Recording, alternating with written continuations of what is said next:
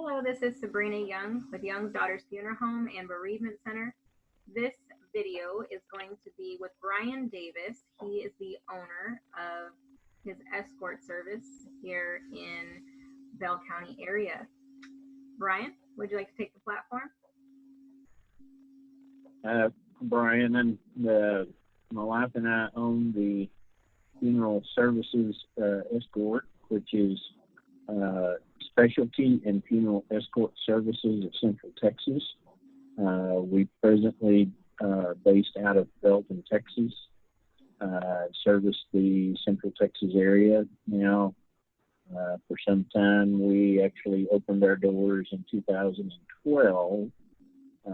However, I've been involved in active funeral escorts since 1992. Well, excellent. Well, I thank you so much for joining me on this meeting and getting together so we can educate our community on your services. So the cost of funeral services when you are in Bell County from a funeral home to the cemetery. Can you talk about your destinations? As a general rule, we really work for all the funeral homes in the Bell County area, and our services, we work with the funeral homes in knowing where the service is starting in the cemetery location that we call the destination, where we're going to be taking procession to. And kind of say cemetery, that's as a general rule of thumb. However, we have done several where it's a cremation and they may be taking it to a house or another location other than just a cemetery. But in that, our general escort that we do in the county, right now we are charging $375 for that funeral escort, and we're providing 3 officers in police vehicles to do that escort. And we are given the starting location, and I know I've worked with you quite a few years, Sabrina, and doing funerals. We're given kind of the time of the services and when we need to show up. And then we have our officers show up at the appointed time, ready to go. And then we do give an hour and a half for that funeral procession. And I've kind of found over the years, since I started in 1992, we can actually take a procession across county in less than an hour and a half. And so it's kind of become the general rule of thumb, an hour and a half.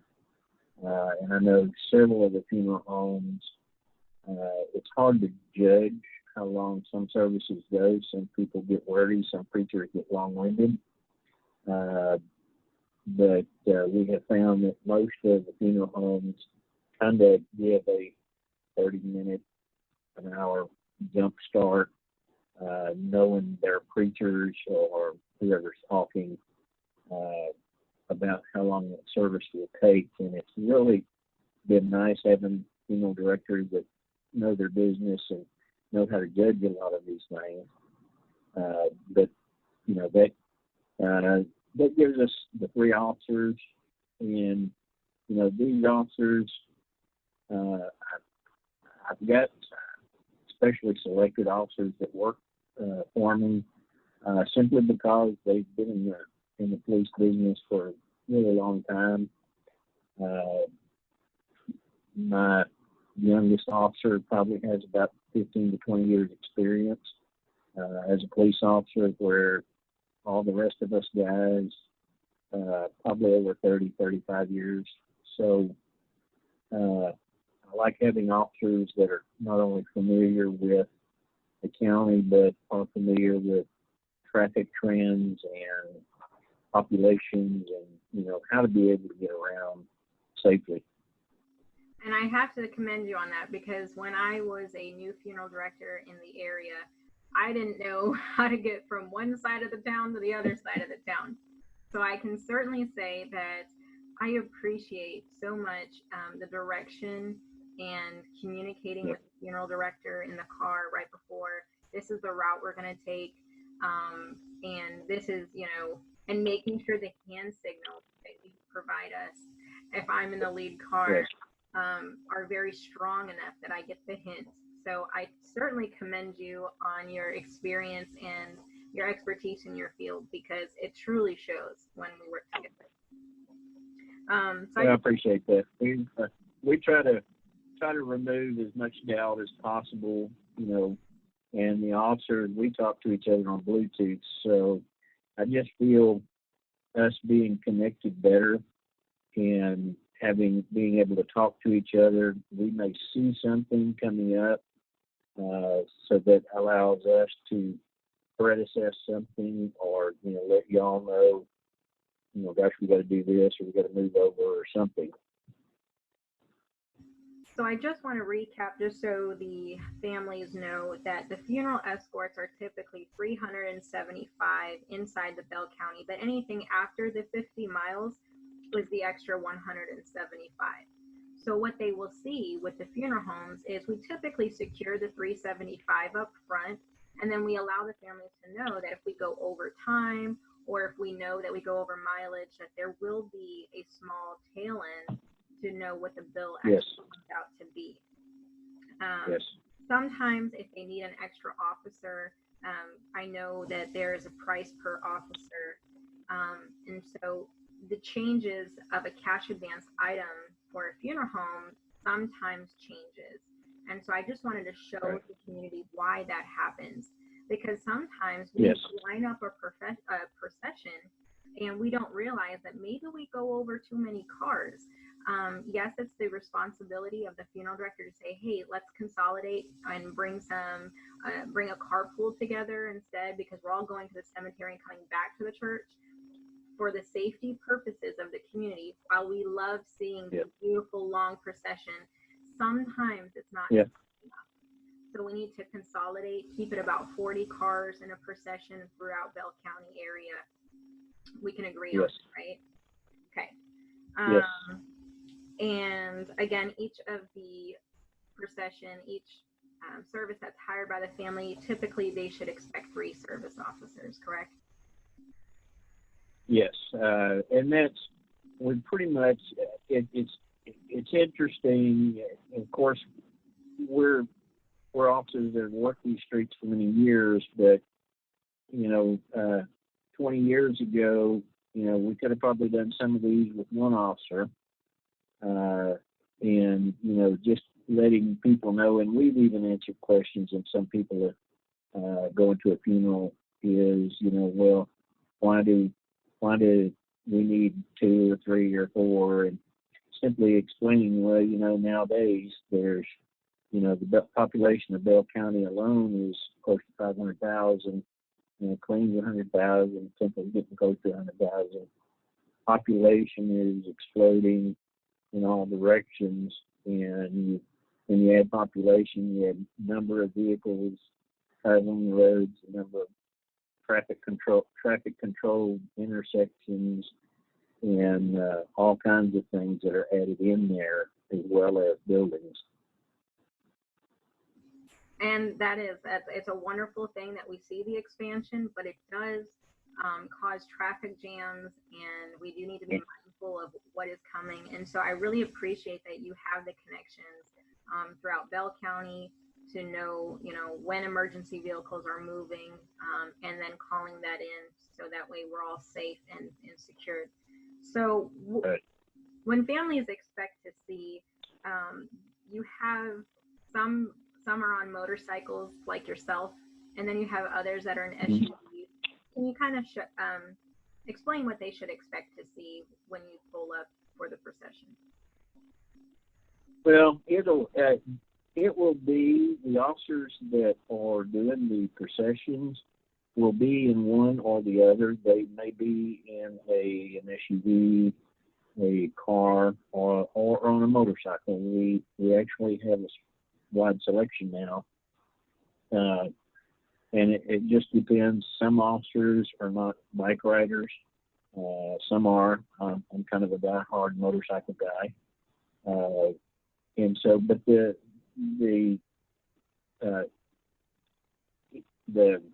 one thing in common is they're all marked vehicles. Whether it's a motorcycle, kind of like mine, it'll have lights. The officer will be in some type of uniform, and so between the vehicle being marked as a police vehicle or the motorcycle, and the officers being in a uniform. So if the funeral director arrives to the actual church and they're not processing from the funeral home, but say they're at the church and we don't know how many cars to expect, how quickly on average are you able to get another officer if we get to 50, 60, 70 cars? What are your resources? What does that look like for you? Well, the resources usually are pretty good.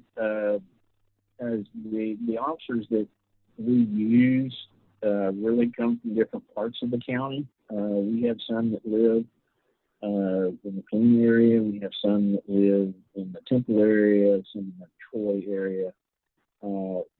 And, so far, we've been fortunate that, we've had some instances that have come up and things that you can't predict that just pop up, where we've been able so far to contact an extra officer or another officer and get there. And accolades to you and some of the funeral home directors that y'all are on top of things. And it's kind of like the red lights. We see red lights, even when others don't, and say, hey, there's something coming up. Can we, what can we do?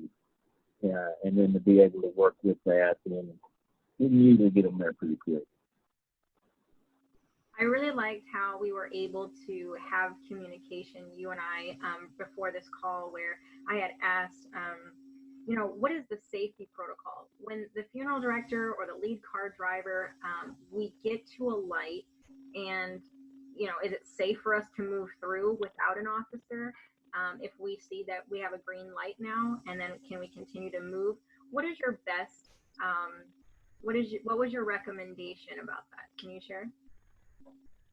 Well, experience both being on the streets and working in traffic, and actually, working with funerals over the last 25 years or so. It's always recommended. I always recommend to everybody, my preference would be that if you get to an intersection, is stop. Whether it's a green, a red, or yellow, it is always preferential to stop at that intersection. And that's allows us to do our job, because we're there. We want to keep y'all safe from beginning to end, and let us block that intersection. People's mindset these days, we don't have people pulling over like they used to, and people are a lot of times they've experienced grief, they're experiencing grief, and sometimes that defers our focus, because we're thinking about our loved one.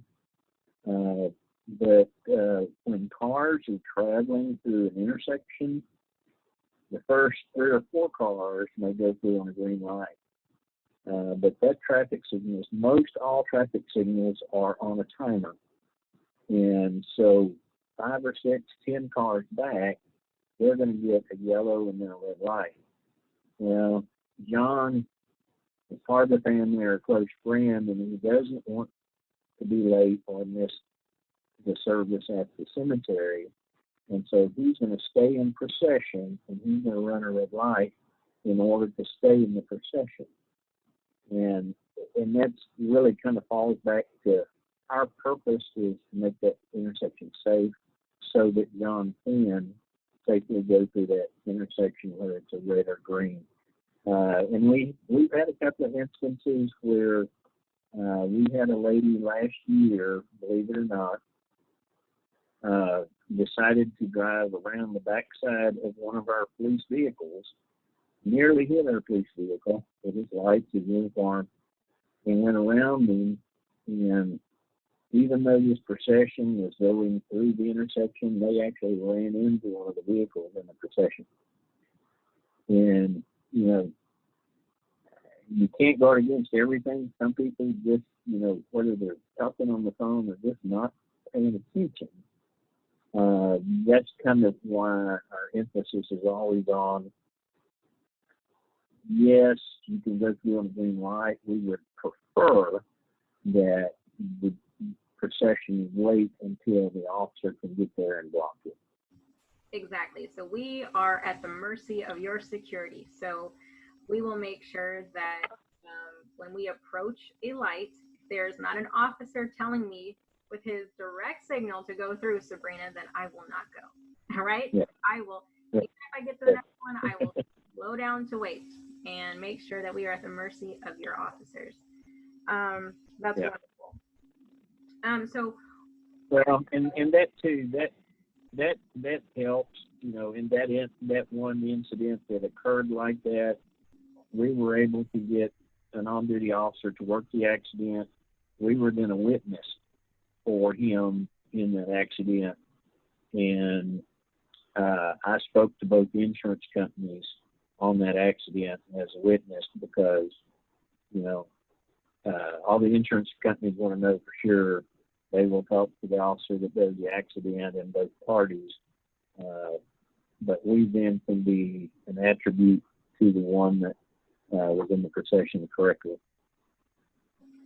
So I typically, after the service of the church or in our chapel, I would make an announcement about the procession. I will say, you know, ladies and gentlemen, as we make our way to the vehicles, we need to make it our way quickly because the officers will be here. Please put on your flashing lights as well as your bright lights. Is that safe to say that that's the best practice? Yes, that is always the best practice. And that's not to say that somebody else may not turn their lights on to get one block further down the road.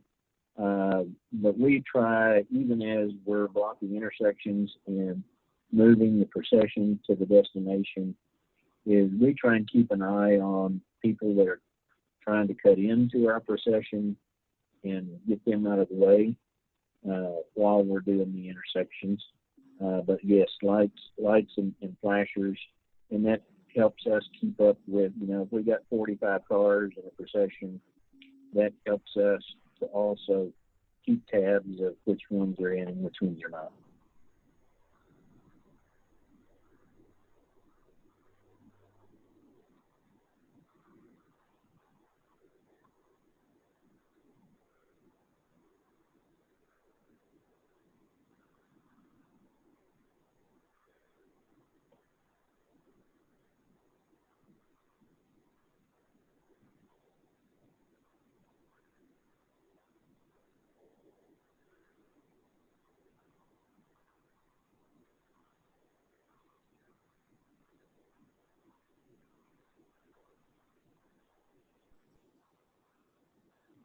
Yeah, I'm not hearing you if you're talking. Can you hear me now? Yep. Okay. Oh, there you are. Okay. So speaking about the safety protocols for your business, I noticed that in the Bell County area, a lot of funeral homes don't use the amber light or the purple light anymore that's on the lead cars. How would you like the funeral industry to change? Should we put the flags back on the first car as well as the last car? Do you like seeing the amber lights? How can our businesses help your business? The flags, we still have two that still use the flags or the flashing lights. That's not so much. we go either way. If a funeral home wants to use them, that's well. You know, by the time we're getting there and we're either contacting you and saying, okay, here's kind of where we're going, we have, you know, you say, well, the preacher car is the one that's going to be leading, or this SUV is going to be leading. So we know who the front car is. And with their lights and flashers on, you know, that's sufficient for us, you know, that we can identify, because we're going to be moving around the entire procession. And that's the main point, is us knowing for sure which one's the front. Great, thank you, because that kind of sets the standard in our town. I notice all the funeral homes have their own little unique thing that they like to do. Yeah. Is there anything what is your most memorable thing about a veteran service that was special to them? Did they, what was your most memorable one to say? Oh, you know, there's several that are very memorable. I'm an old farm boy, you know, and I love the horse-drawn carriage. But you know, there's really kind of a diversity I've seen over the years, and there's a lot of things that can carry a funeral procession. We've seen motorcycles, we've seen hearses, we've seen a '67 Chevy pickup, we've seen the Budweiser trailer, we've seen a van, you know, so it's been kind of diversified. I'm kind of nostalgic. I love the horses, but there's quite a few different ways. Fantastic. I love seeing the personalization. I know we even did a service together about the car show, and that was tremendous to see. And we did that destination. We drove by a memorable place for the family, and so that was one of my highlight ones that I love to talk about. But there you go. Destination stops. Where have you been for destination stops? What comes to mind when you think about that? Can you remember any off your mind? Well, you know, primarily, you know, in this business, you're going to a cemetery. We have kind of gone far and wide. We have actually gone to houses. We've gone to businesses. We've gone by the old farmhouse that Grandma used to live in. And it's kind of interesting that, you know, everybody kind of has their little quirks. You know, when you go by the house, it's interesting just to see the different ways and the different places and stuff. So I want to go back to the speed limits. When we are in a procession, what speed limit should the family and the procession be going, whether that's in city limits or outside? As a normal rule of thumb, I have found that probably about 5 to 10 miles under the speed limit has been a usual, and more than one reason for that. One, in going slower, we're not having to fight traffic as much. On big roadways like Adams Avenue or the loop where there's multi-lanes, they can go around us, and it helps keep the cars together. And I think I've mentioned to you before, you know, any procession with the larger number of cars, you get the accordion effect. You know, John wants to stay up, and so he speeds up, and then he realizes he's too close, so he slows down, and so a longer procession will actually have big gaps and then small gaps, but that's just human nature, and we've learned to work with that. But having that slower speed helps lessen that, helps keep them together better.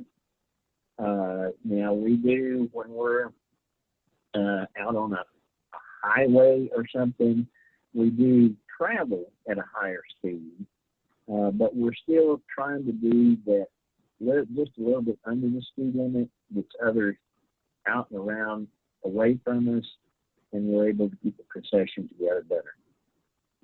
So I got to talk about the elephant of the escort services. What do I do if I get hit? Somebody rear ends me, gives me a bumper tail thing, or what if I'm going through and I look to my right and here comes somebody plowing to the side of the vehicle?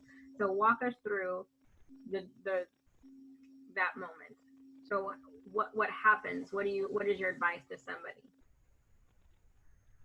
Well, I would tell everybody, you always need to be alert. Anytime you're on these roads, there's just so many people. We're in a fast-paced society, and everybody is trying to get there yesterday. And they're usually either talking on the phone or talking to somebody or listening to the radio. And so the attention to the roadway is a lot less than what it used to be. So I try to let people know you always need to be alert.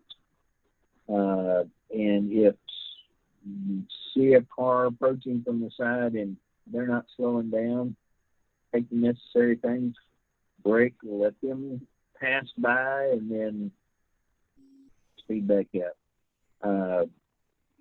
In an incident like the one I mentioned earlier, if a accident does occur with the procession, now if one is not involving the procession, we see an accident, because we're on Bluetooth, we can actually call it in and have somebody en route while we're getting you all to your destination, and that we have that capability.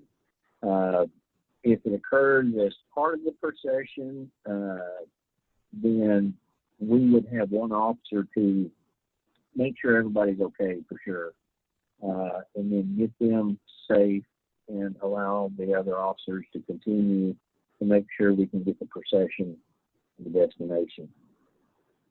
Excellent. Thank you so much for that topic, because I know a lot of people say, well, what happens? What are we prepared for?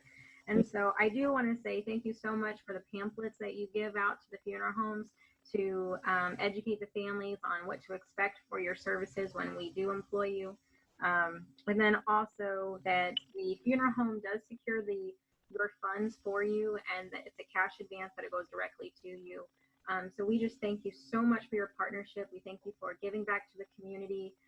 We know that you're giving back to our profession. I know that when you got CEU certified to talk about the escort services, and we just thank you so much, Bryan and your wife, for being a part of our community. Oh, absolutely. It's enjoy. We get to work with people like yourself, and that know the business, and just real pleasant people to work with, and enjoy doing work with you. Well, wonderful. I look forward to it, and I wish you and your family all the best. Thank you so much for being here with us. You're quite welcome. You have a blessed day. You too.